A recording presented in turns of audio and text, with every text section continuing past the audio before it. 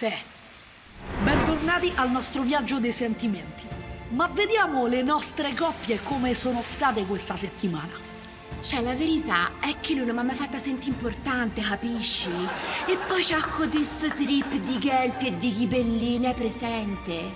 No, io il calcio proprio non lo seguo. Vabbè, ma ti posso dire, io, quando la vado in giro per Firenze, la mi vergogno.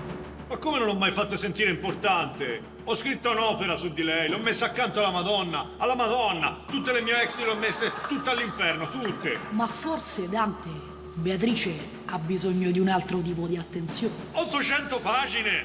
800 pagine ho scritto! Sono tutti uguali, Dante, sono tutti uguali. Marcantonio, Dimmi. ho un video per te. Mannaggia a quando sono nato in Egitto! Richiavas. Mamma mia. Scortu millud cerne miram. Scusa Marco Antonio, ma io non parlo inglese e il nostro pubblico è italiano. Traduci, te lo chiede la rete. Ma sta su. Questa ho a portare qua. Hai capito, Vittorio? Un imperatore questo. Veramente una. Sta. Non è altro di guarda sta. Ma che hai visto sta. Se per i ragazzi ci sono stati dei momenti tormentati, il male di vivere alberga nel cuore delle nostre principesse.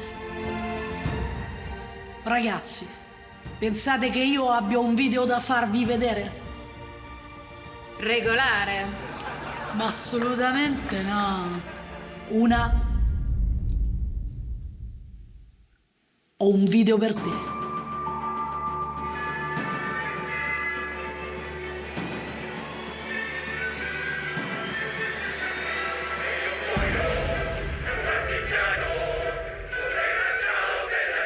Bello, ma chi è questo? Stalin? Che mi ci porti al concerto? Cioè, ma ti rendi conto? Bella ciao la nostra canzone. Una, lo vedi che ti brucia, eh? Ma dai, non sta facendo niente, guarda. Ma come non sta a fa niente? Ma un pupazzo! Cioè, non lo vedi che è proprio un pupazzo? Forse stai un po' esagerando. Riuscirà Dante a recuperare il rispetto di Beatrice? E Marco Antonio perdonerà Cleopatra? E Gianni Mario è un pupazzo? Ci è o ci fa?